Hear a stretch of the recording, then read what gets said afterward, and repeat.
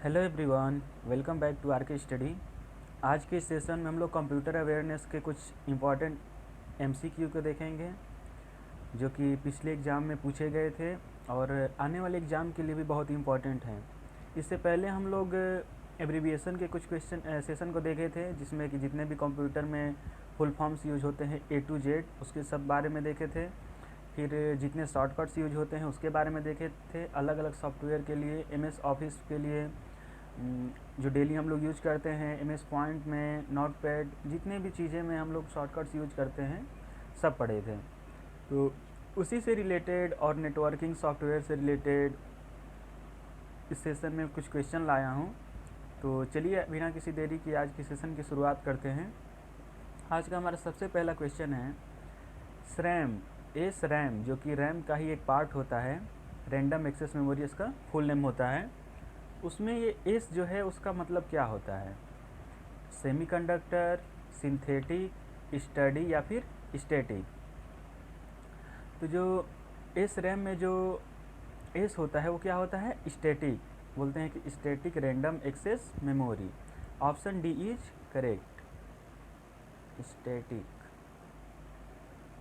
इस तरह से स्टैटिक। फिर नेक्स्ट क्वेश्चन देखते हैं, दुनिया का पहला कंप्यूटर नेटवर्क कौन सा माना जाता है?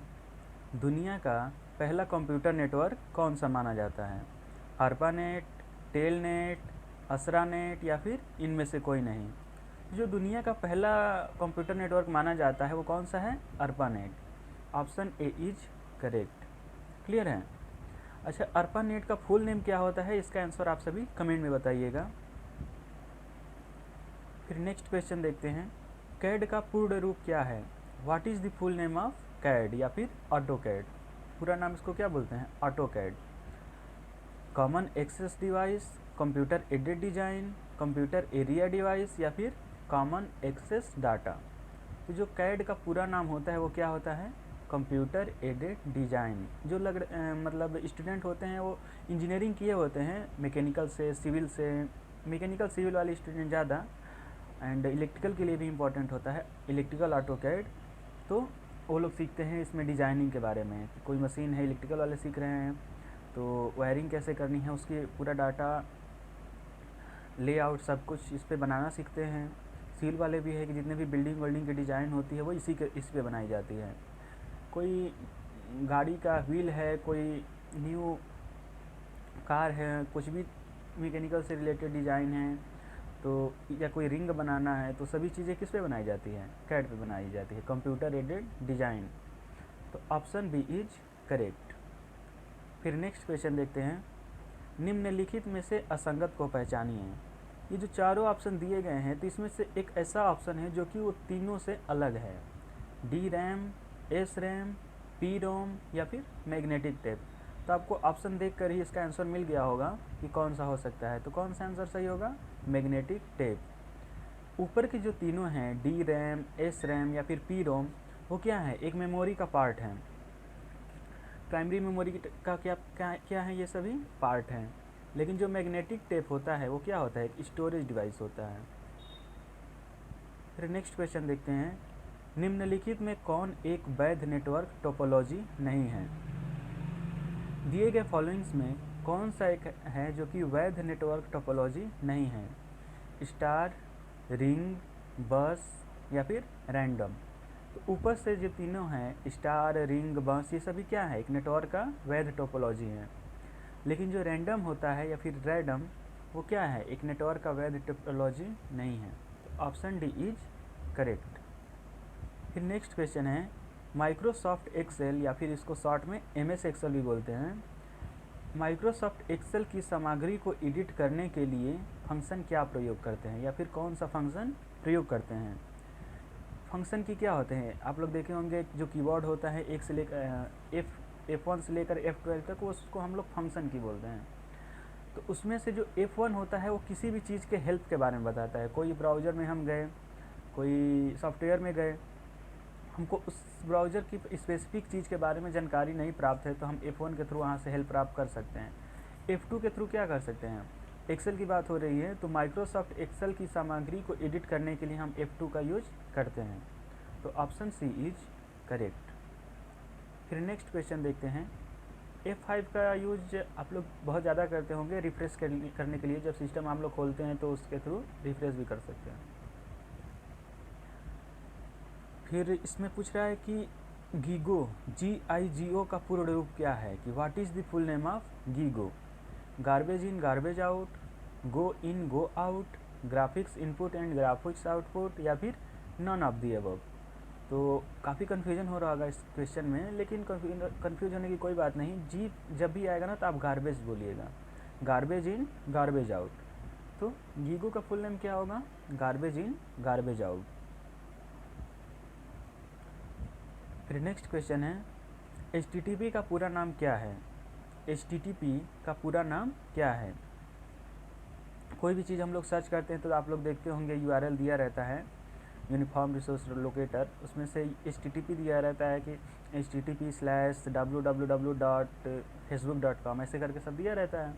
तो उसी में जो HTTP होता है उसका फुल नेम पूछा है, hyper text transfer protocol, hyper text transfer processing, hyper text twin protocol, या फिर हाइपर टेक्स्ट ट्रांसवर्स प्रोटोकॉल। तो HTTP का फुल नेम क्या होता है, hyper text transfer protocol. Option A is correct. Clear है। फिर नेक्स्ट देखते हैं, first generation of computer. Computer का जो प्रथम जनरेशन आया हुआ था तो वो किस चीज़ पे आधारित था। The first generation was based on which of the following, memory, transistor, vacuum tube, या फिर अर्धचालक। जो कंप्यूटर का फर्स्ट जनरेशन आया था वो किस चीज़ पे आधारित था, वैक्यूम ट्यूब पे। Option C is correct. फिर नेक्स्ट क्वेश्चन है, सेकेंड जनरेशन ऑफ कंप्यूटर किस चीज़ पे आधारित था। सेकेंड जनरेशन के बारे में पूछ रहा है, vacuum tube, transistor, integrated circuit, जिसे शॉर्टकट में IC भी बोलते हैं, इंटीग्रेटेड सर्किट, या फिर आर्टिफिशियल इंटेलिजेंस। तो कंप्यूटर का जो सेकेंड जनरेशन आया हुआ था वो किस चीज़ पे आधारित था, ट्रांजिस्टर पे। Option B is correct. फिर आता है थर्ड जनरेशन ऑफ कंप्यूटर किस चीज़ पे आधारित था, integrated circuit, transistor, vacuum tube, या फिर आर्टिफिशियल इंटेलिजेंस। ये जो कंप्यूटर के जनरेशन हैं ये सभी आप लोग एक रफ पे नोट कर लीजिएगा। ये फर्स्ट जनरेशन में वैक्यूम ट्यूब, सेकेंड जनरेशन में ट्रांजिस्टर। डेट भी आप लोग नोट कर लीजिएगा कि हाँ 1940 से लेकर के 1956, 1957 से लेकर के ऐसे जितने भी इसके सेशन थे वो सबको भी नोट कर लीजिएगा। इस क्वेश्चन में पूछा था कि थर्ड जनरेशन ऑफ कंप्यूटर किस चीज़ पे आधारित था, तो इंटीग्रेटेड सर्किट पे, IC पे। फिर नेक्स्ट क्वेश्चन देखते हैं, फिफ्थ जनरेशन ऑफ कंप्यूटर। यहाँ पे फोर्थ जनरेशन नहीं पूछा हूँ, उसका आंसर आप सभी कमेंट में बताइएगा। ये क्वेश्चन में पूछ रहा है कि फिफ्थ जनरेशन ऑफ कंप्यूटर किस चीज़ पे आधारित है, ट्रांजिस्टर, आर्टिफिशियल इंटेलिजेंस, या फिर वैक्यूम ट्यूब, या फिर इनमें से कोई नहीं।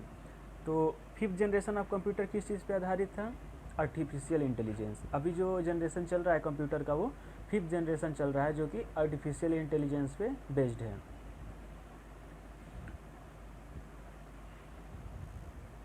इलेक्ट्रॉनिक्स के लैंग्वेज में हम इसको बताएं तो इसको बोल सकते हैं ULSI, जिसका फुल नेम होता है अल्ट्रा लार्ज स्केल इंटीग्रेशन।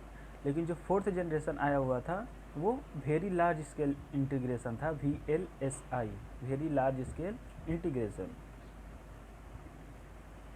फिर आता है, डाटा संचार को नियंत्रित करने वाले नियम का सेट को क्या कहलाता है। डेटा संचार को नियंत्रित करने वाले नियमों के सेट को क्या कहते हैं, प्रोटोकॉल, प्रोसेसिंग, नेटवर्किंग, या फिर स्विचिंग। फिर जो डाटा संचार होता है, जो डाटा एक जगह से दूसरे स्थान पर जाता है, उस चीज़ को नियंत्रित करने के उस सेट को क्या कहते हैं, प्रोटोकॉल कहते हैं। जिसे अपने भाषा में हम लोग समझें तो कोई भी कार्य करने के लिए कुछ नियम होते हैं, जैसे संविधान ही है, हमको क्या चीज़ें करनी है क्या चीज़ें नहीं करनी है एक तरह से दिया गया है ना उसमें, तो नियम है। उस नियम को हम क्या कहते हैं, प्रोटोकॉल कहते हैं। कि हाँ हमको इस चीज़ को काम करने के लिए ये प्रोटोकॉल दी गई हैं, इस चीज़ को नहीं करना है, उस हिसाब से आप समझ सकते हैं। फिर आता है कि CPU का पूर्ण नाम क्या है, what is the full name of CPU। Control printing unit, control processing unit, computer program unit या फिर सेंट्रल प्रोसेसिंग यूनिट। तो जो सीपीयू का फुल नेम होता है वो होता है central, C for central, P for processing and U for unit. एकदम लास्ट में देखिए सेंट्रल प्रोसेसिंग यूनिट। फिर नेक्स्ट क्वेश्चन है ट्रिपल सी का पूरा नाम क्या है। डेली लाइफ में आप लोग ट्रिपल सी के बारे में जानते होंगे, पूछते होंगे, कुछ लोग ट्रिपल सी का कोर्स भी किए होंगे तो आसानी से बता सकते हैं। Course on computer concept, computer credit card, central control caption या फिर सेंट्रल कोड कंडीशन। तो ट्रिपल सी का जो फुल नेम होता है वो क्या होता है, course on computer concept, course on computer concept. Option A is correct. फिर नेक्स्ट क्वेश्चन है माइक्रोसॉफ्ट एक्सेल या फिर एमएस एक्सेल में चौथी रो, आप लोग एमएस एक्सेल यूज किए होंगे तो इस तरह से कुछ ऐसे सीट दिखती है जो वर्कबुक होती है।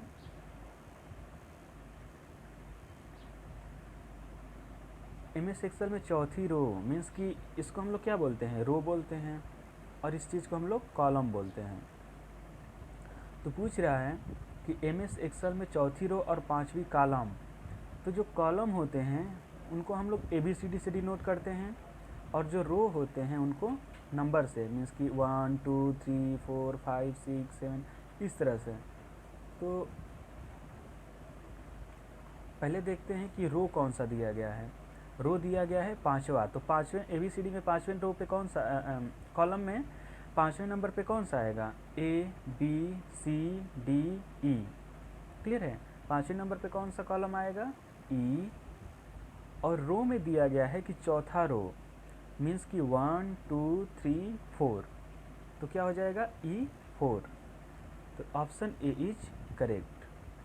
इसी तरह से आप लोग 2-3 और एग्जाम्पल दे करके ट्राई कीजिएगा कि तीसरे रो और छठवें कॉलम में कौन सा नंबर आएगा या फिर कौन सा एड्रेस आएगा। एक चीज़ और देखिए कि जहाँ पे ही रो और कॉलम मिलते हैं उसको क्या कहा जाता है, सेल कहा जाता है, और उस सेल का जो भी डिटेल रहेगा उसको क्या कहा जाता है, सेल एड्रेस कहा जाता है। तो इस चीज़ को ध्यान रखिएगा। फिर नेक्स्ट क्वेश्चन देखते हैं, यदि आप किसी विंडो को बिना बंद किए और अस्थायी रूप से स्क्रीन से बाहर करना चाहते हैं तो कौन सा बटन का प्रयोग होगा। यदि आप किसी विंडो को बिना बंद किए और अस्थायी रूप से स्क्रीन से बाहर करना चाहते हैं तो कौन सा बटन का, अस्थायी का मतलब ये हुआ कि आप अब टेम्पररी नहीं बंद करना चाहते हैं, कुछ टाइम के लिए या फिर कुछ काम की वजह से आप उसको मिनिमाइज़ करना चाहते हैं, जैसे बोलते हैं ना मिनिमाइज़ कर दो। मिनिमाइज़ करेंगे, मैक्सिमाइज, एग्जिट या फिर स्टार्ट। तो स्टार्ट एग्जिट तो नहीं हो सकता, दो ही चीज़ हो सकता है, या तो मैक्सिमाइज या फिर मिनिमाइज।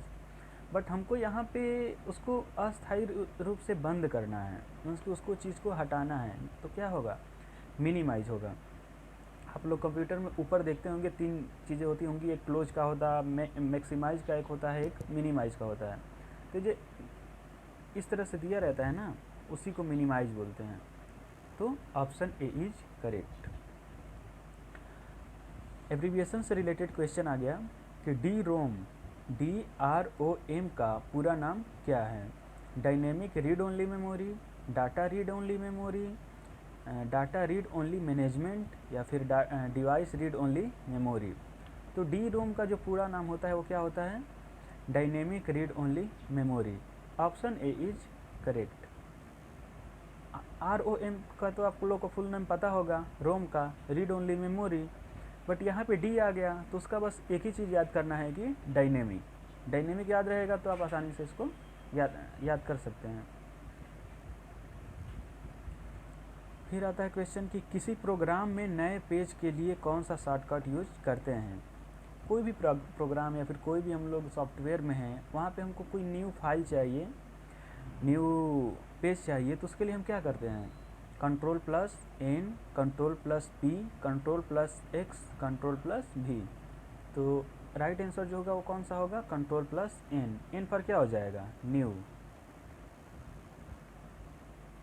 फिर देखिए Ctrl+P से क्या होता है, प्रिंट। अगर कोई हम लोग डॉक्यूमेंट या फिर PDF बनाए हुए हैं और उसको प्रिंट करना है तो कौन सा शॉर्टकट यूज करेंगे, Ctrl+P।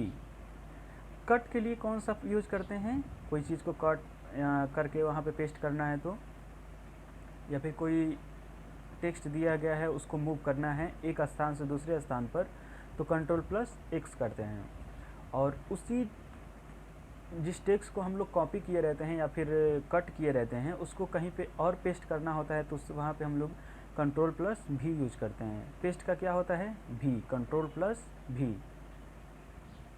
फिर नेक्स्ट क्वेश्चन देखते हैं, माइक्रोसॉफ्ट एक्सेल में किसी रो के अंतिम सेल में जाने के लिए कीबोर्ड शॉर्टकट्स क्या है। हम जब एक्सेल यूज कर रहे हैं, क्वेश्चन ये पूछ रहा है कि जब एक्सेल हम लोग यूज करते हैं और किसी रो के अंतिम सेल में जाना हो, रो है और उसके अंतिम सेल में जाना हो, तो कीबोर्ड में जो शॉर्टकट्स हम यूज करेंगे वो कौन सा करेंगे, Ctrl+लेफ्ट एरो, Ctrl+राइट एरो, Ctrl+अप एरो या फिर Ctrl+डाउन एरो। तो आप लोग ट्राई करके देखिएगा, जिनके पास भी सिस्टम होगा, जो लोग भी एक्सेल यूज करते होंगे, Ctrl+राइट एरो या यहाँ पे आप क्लिक करेंगे तो क्या होगा कि MS एक्सेल जो रहेगा उसके अंतिम रो के अंतिम सेल में आप लोग चले जाएंगे।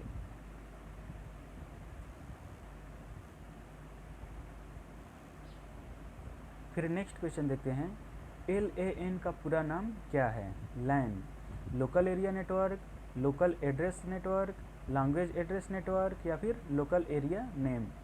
तो लैन का पूरा नाम क्या होता है, local area network. Option A is correct, ये तो सिंपल है।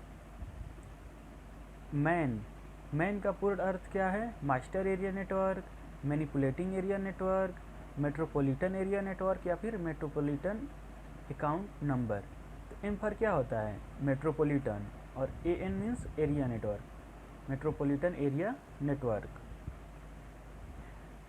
फिर नेक्स्ट देखते हैं, एक WAN होता है, उसका फुल नेम क्या होता है, वाइड एरिया नेटवर्क।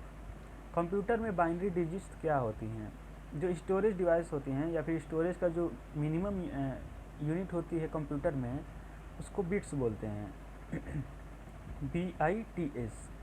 और बाइनरी डिजिट्स दो ही होती हैं। बाई मीन्स क्या होता है, दो, बाइनरी डिजिट्स 1 2 3 0 1 ABC या फिर इनमें से कोई नहीं। तो जो कंप्यूटर की जो बाइनरी डिजिट्स होती हैं वो क्या होती हैं, 0 and 1। Option B is correct. प्रत्येक माइक्रोसॉफ्ट एक्सेल फाइल को क्या कहते हैं, प्रत्येक माइक्रोसॉफ्ट एक्सेल फाइल को क्या कहते हैं। जो MS एक्सेल होता है उसके प्रत्येक फाइल को हम लोग क्या कहते हैं, वर्कशीट, मार्कशीट, वर्कबुक या फिर स्टेटस बुक। तो उसको क्या कहा जाता है, workbook. Option C is correct. यहाँ पे वाईफाई का पूरा नाम पूछ रहा है, आप लोग सब लोग वाईफाई यूज किए होंगे, उसी के बारे में पूछ रहा है कि वाईफाई का पूरा नाम क्या होगा। Wireless fidelity, wireless find, wire function या फिर वायरलेस फार्मूला। तो वाईफाई का पूरा नाम क्या होता है, wireless fidelity. Option A is correct. फिर आता है URL का पूर्ण अर्थ क्या है। URL का पूर्ण अर्थ क्या है, uniform resource locator, unit research language, United resource language या फिर यूनिफॉर्म रिसर्च रिजर्व लोकेटर। तो जो URL होता है, URL क्या हुआ, एक प्रकार का एड्रेस हुआ, एक प्रकार की हम लोग जो लिंक कॉपी करते हैं कहीं पे हम लोग पेस्ट करके उसको सर्च करते हैं या फिर कोई भी चीज़ हम लोग सर्च करते हैं तो देखिएगा URL आ जाता है उसका, http://www. जो भी आप सर्च किए रहते हैं .in या फिर .com। ये क्या है, एक प्रकार का URL है। आप लोग यूट्यूब चैनल बनाते हैं, फेसबुक बनाते हैं, इंस्टाग्राम बनाते हैं, उसका एक URL होता है। तो उसका पूरा अर्थ क्या होता है, uniform resource locator. Option A is correct. फिर कंप्यूटर सिस्टम में किसी अन्य वेब पेज से जुड़ने के लिए बनाए गए लिंक को या आइकन को क्या कहते हैं। मान लीजिए कोई पेज पे हम लोग डाटा बनाया, कुछ टेक्स्ट लिखे हैं, जो भी टेक्स्ट ये लिखे हैं इसी में से हमको किसी को लिंक बनाना होगा या फिर कोई आइकन बनाना होगा जिसके थ्रू हम क्या कर सकते हैं, किसी अन्य वेब पेज पे जा सकते हैं। तो उस चीज़ को बनाने के लिए हम लोग क्या करते हैं, हाइपर लिंक का यूज करते हैं। बोला जाता है ना कि कोई टेक्स्ट दिया गया है उसी के बीच में लिंक दिया रहता है ब्लू कलर का, तो उसको क्या कहा जाता है? Hyperlink. Option A is correct. FTP का पूरा नाम क्या है? एफटीपी का पूरा नाम क्या है? First transfer protocol, Facebook transfer protocol, file transfer protocol या फिर फाइल ट्रांसफ़र प्रोसेसिंग। तो जो एफटीपी होता है उसका पूरा अर्थ क्या होता है? File transfer protocol. Option C is correct. निम्नलिखित में कौन सार्वजनिक नेटवर्क में से एक निजी नेटवर्क का विस्तार है? मीन्स कि सार्वजनिक नेटवर्क से वो क्या है? एक निजी नेटवर्क है, मीन्स कि एक पर्सनल नेटवर्क है, उसके बारे में पूछ रहा है। VPN, WAN, MAN या फिर LAN। तो wide area network, metropolitan area network and local area network तो नहीं हो सकता, क्योंकि यहाँ पे निजी खुद का एक नेटवर्क के बारे में बात कर रहा है। तो क्या होता है? VPN, virtual private network. कोई ऐसे ऐप होता है, कोई ऐसा लिंक होता है, कोई ऐसी ब्राउज़र होते हैं जो कि ब्लॉक हुए रहते हैं उस एड्रेस पे। मान लीजिए कि कोई ऐसा लिंक है जो कि प्रयागराज के लिए बैन है कि प्रयागराज में ये लिंक नहीं ओपन होगी, लेकिन आप VPN के थ्रू ओपन कर सकते हैं। क्या चेंज कर करके? अपना लोकेशन चेंज कर करके। तो इस तरह से VPN होता है, एक निजी नेटवर्क होता है, वर्चुअल प्राइवेट नेटवर्क। विंडोज़ 10 को किस वर्ष में लाया गया था? विंडोज़ 10 को किस वर्ष में लाया गया था? 2020, 2011, 2015 या फिर 2018? तो विंडोज़ 10 को 2015 में लाया गया था। Option C is correct. EPN का पूरा नाम क्या है?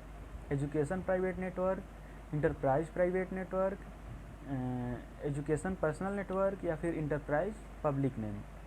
तो जो EPN का पूरा नाम होता है वो होता है इंटरप्राइज प्राइवेट नेटवर्क। ये एक जो लोग भी बिजनेस करते हैं, जो लोग भी व्यवसाय करते हैं, उनके लिए एक नेटवर्क बनाया जाता है, इंटरप्राइज प्राइवेट नेटवर्क।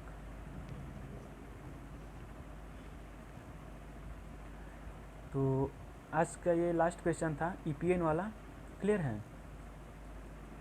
आप लोग के लिए क्वेश्चन है कि आप लोग